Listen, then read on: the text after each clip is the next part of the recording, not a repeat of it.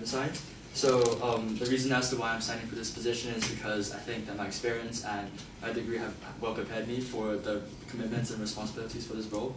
So that is to direct the overall expenditure, budgetary control, and the overall finance of this organization.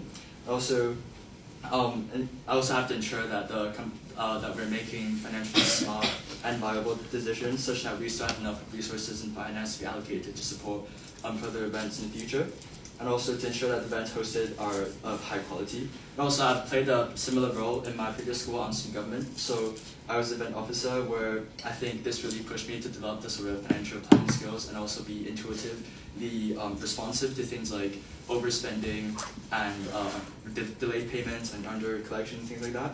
So I think this would place me in a rather advantageous position with regards to monitoring these financial details, ensuring that all of the financial records and accounts are on track, and also ensuring that we are running on a healthy and positive cash flow and not losing profit on all of the internal or external events hosted. And also, my role as a first-year rep has also exposed me to really how the managerial systems and how how events are organized within the community. So I think this would also this sort of prior experience would place me once again in a beneficial position to really further push my take on my role as a potential treasurer to really manage overall finances.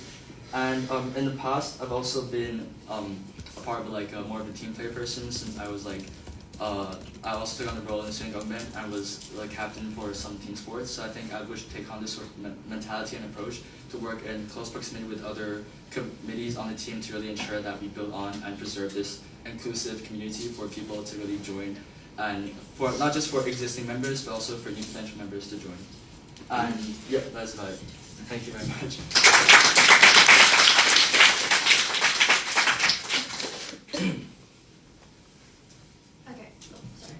So first question, can you describe a time when you had to make difficult financial decisions, and how did you approach the situation, and what was the outcome? So a time where I had to approach a difficult financial decision was when in my previous student government team we were trying to host an event, but we knew that basically we didn't have enough surplus gain from it, so we knew that we were definitely running from a loss of the event. But then it was a type of event that was more towards charity events, so we knew that it was more about the intention and mindset rather than just, it's not all about always maximizing profitability or maximizing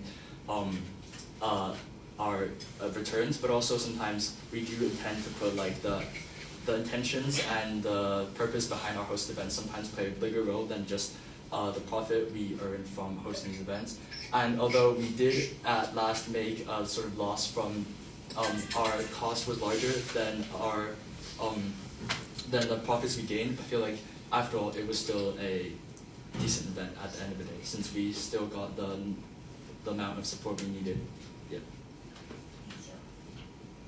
And the second question is, handling finance for a large group of people can oftentimes be very difficult and burdensome. And as treasurer, how would you maintain transparency with the community and exercise fairness when it comes to finance with the members? For instance, setting ticket price. So my way to take on this is obviously to have a separate bank account just for UCR ABACUS, and also to have a sort of implementing an open door policy where people, not just the treasurer, gains access to all the financial figures. So obviously, if I was to take on treasurer, I would be the main person who is in charge of all of those financial figures. But also, I feel like it's important to be transparent with this and allow not just me but also other committees to actually gain access to the figures, so we make group decisions as a whole rather than one person getting access to all the figures and being susceptible to things like corruption and things like that. So to avoid this from happening, obviously it'd be better for the team as a whole to see the figures and also make decisions as a group. And I think this would also ensure fairness in terms of making decisions, and rather than just one person, and also taking multiple perspectives when we make decisions, not just have one person make a lot of the decisions and not knowing the consequences if it was a rather financially unsmart decision to make.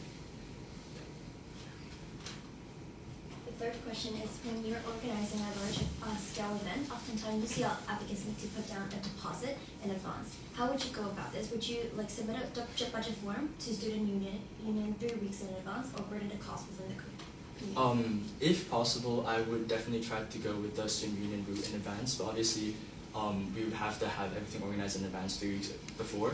But obviously also if we were to burden the cost within the committee, it is just naturally one of the responsibilities that come along as we put ourselves out there to be in this position. But also, this also means like keeping very precise financial records and accounting, like probably making like a sheet of something so that we actually very carefully record all of the financial details, such that when we were to go over the payments and go over like the financial figures, we actually have an idea of where that money went and how we were to get that money back. Especially like, this is where the treasurer role really takes a big predominant role, as in we must ensure that all those figures are lost and recorded somewhere, so that when we are to actually reach out for this money, we can get it rather than it being down the drain. Okay. Yep. Do you guys have any questions?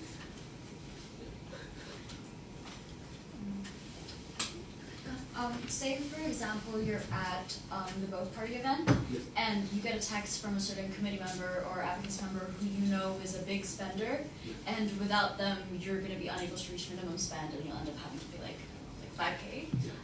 What would you do in this scenario? Would you tell the boat not to move and wait for the member to come, or So usually go and leave them and pay 5K?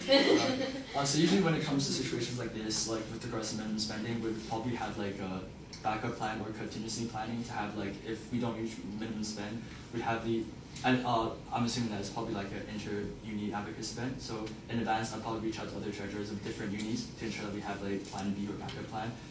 For example, like issues regarding minimum spending is we don't run into often, but obviously it'd be better to have like a plan B or a contingency plan in advance, so that if it was to happen, we'd either split equally between different committees to ensure that like everyone gets like a equal play on it, or so like one school doesn't take advantage of not paying less or paying more. So that's probably the reason. Follow-up question. So let's say you were working at a loss for the Boat Party event. Yep. For your next event, you don't have enough money to subsidize the price of the tickets. Mm-hmm. How would you make up for that if all the members are angry at you? Because they say you're overpricing tickets and you're scamming everyone. With regards to tickets that are overpriced, subsidizing is obviously not always the way to go, because obviously we sometimes be making loss on hosting events. But one way to go about sort of subsidizing ticket prices and reducing prices would probably be searching for sponsorship opportunities, or like engaging in more fundraising activities to ensure that we have to secure enough finance to host these activities. Because things like subsidies, although it does lower ticket prices, but we have to obviously ensure that the upcoming events after this event are hosted at decent quality. So it's just not, we don't put all the finance in one, we don't put everything in all the resources in one event to ensure that that goes amazingly, but then the rest is like not so good. So we have to keep like a decent standard for all of our events to ensure that obviously we run profitably and we like host decent events throughout. I've got a question. I'm genuinely actually interested to know. Yeah. Who do you think, kind of a follow-up-ish, if you've got a couple of people, let's say like the president and like welfare officer thinks, look, it should be like 80 quid for a better party. Yes. And let's say two other people think it's 55, 60. Do you think you have the final say in ticket pricing because you're the one looking at the money? Or do you think it should be sort of, obviously, let's say you've had hours to discuss as a group and you're like, no, I want to keep it at different prices. Do you think you should have a final say? I mean like after discussing with the community, Yeah. ensure that. Do you think, would you be the one to go 70? Since I'm the one handling most of the financial stuff, I think I do have a larger say than other committees, but obviously it would be based on the group discussion rather than me just like setting prices at the price I want to, obviously. So, thank you.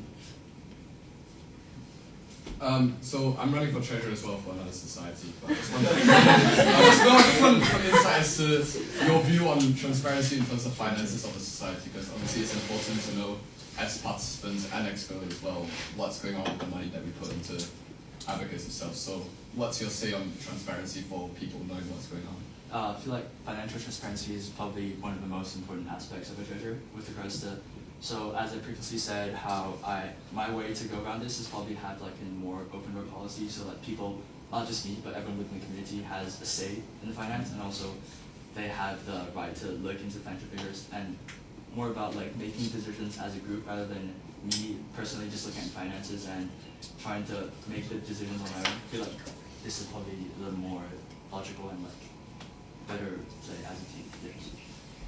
Do you think everyone in the society has a right to look at the balance sheet, given that you said about transparency? I would say not everyone from ABACUS, but rather just committees of the team, because obviously financial figures are somewhat sensitive and it should be more inclusive for like the internal organization, only for like people who are running the organization, so that we have so that we have more knowledge about how to make these events of decent quality, but also ensure that we don't overspend or underspend on certain events.